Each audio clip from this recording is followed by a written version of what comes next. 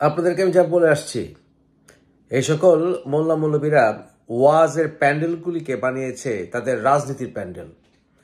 তারা রাজনৈতিক বক্তব্য দেয়, বিভিন্নভাবে ঘুরিয়ে পেঁচিয়ে এগুলোর সাথে কোরআন এবং হাদিস ঢুকিয়ে দেয়, তাদের নিজস্ব মতের সাথে মিলিয়ে তারা বক্তব্য পেশ করে। তাদের মতের সাথে দ্বিমত করলেই বলে এটা ইসলাম প্রচারের কথা, এটা কোরআনের কথা, আপনি কেন বলতে দিবেন না। অর্থাৎ তাদের যে কোনো রাজনৈতিক বক্তব্য, যে কোনো রাজনৈতিক মন্তব্যই এখন হচ্ছে ইসলামী বয়ান। কিন্তু তাদেরকে ধরে যদি আপনি বসিয়ে দেন কোনো একটি সেমিনারে এবং তার পাশে যদি অন্যান্য ওয়াজিগুলিকেও লাইন করে বসিয়ে দেন, যেমন আব্বাসির পাশে তাহেরি, তাহেরির পাশে জেয়াদি, জেয়াদির পাশে মাদানি, এগুলি বসিয়ে দেন, দেখবেন রাজনীতির কোনো বিষয়ে তারা ঐক্যমতে পৌঁছাতে পারবে না। কারণ ইসলামিক জুরিসপ্রুডেন্সের রাজনীতির কোনো বিষয়ে ঐক্যমত নাই। দেখবেন ওখানে মারামারি, কিলাকিলি, খুনাখুনি শুরু হয়ে যাবে। এতই যখন ইসলাম করো, সব বিষয়ে যদি ইসলাম আনতে চাও, খুব ভালো কথা, তাহলে একটা কাজ করো, ফিজিক্সের লেকচারগুলো তোমরা দাও, কেমিস্ট্রির লেকচারগুলো তোমরা দাও, ইন্টারন্যাশনাল ব্যাংকিং সিস্টেমের উপর লেকচার তোমরা দাও, দিয়ে থাকো।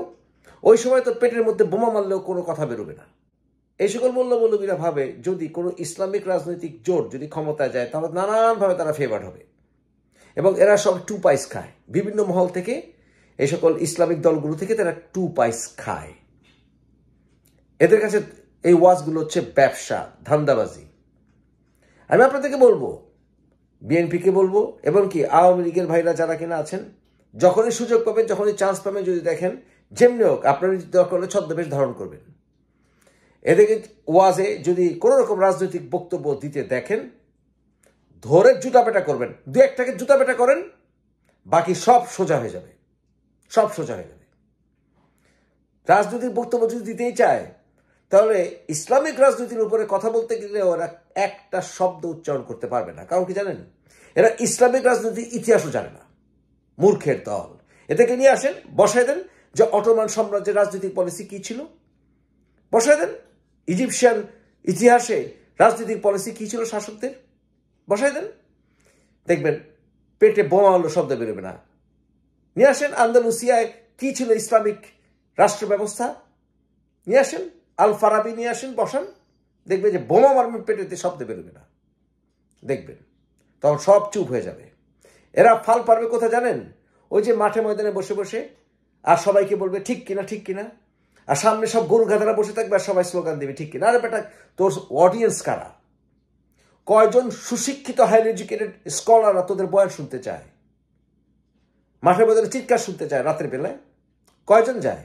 যদি এত ইসলামিক রাজনীতির বয়ান দিতে ইচ্ছুক হয়ে থাকিস, তাহলে মোল্লা মৌলবীদেরকে বলবো, জাস্ট না ইউনিভার্সিটিতে রাজনীতি পড়াস না, দেখি তোদের কোয়ালিফিকেশন তখন যাচ করা হবে। পেটের মধ্যে বোমা মারলেও পলিটিক্সের ব্যাপারে, ইন্টারন্যাশনাল পলিটিক্সের ব্যাপারে দুই লাইন বলতে পারবি না। আর তোরা তো হাদিস কোরআনে জানিস না। তাই সবাইকে বলবো, সজাগ থাকেন।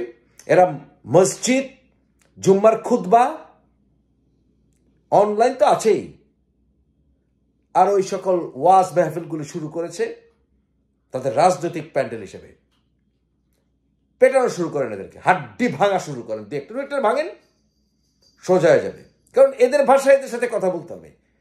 এরা তো ভদ্র ভাষায় কথা বলতে চায় না, এরা তো স্লোগান দেয় না, হ্যান করেনগে, ত্যান করেনগে, অস্ত্র আনেনগে, সেভেন সিস্টার জয় করেনগে। তাহলে আসেন, করেন। ভোটের রাজনীতি করতে গেলে দুইটা ভোট পাবে না। এখন তো বড় বড় দুটো রাজনৈতিক দল মোটামুটি চুপ, তাই এদের ফাল দেখে অনেকে মনে করে এদের জনপ্রিয়তা তুঙ্গে। না, এদের কোনো জনপ্রিয়তা নাই। আসলে যখন সিংহ জঙ্গলে চুপ থাকে তখন ঝিঝি পোকার শব্দ শোনা যায়, এমনকি খ্যাক শিয়ালের ডাকও শোনা যায়। ব্যাপারটা সেইখানে।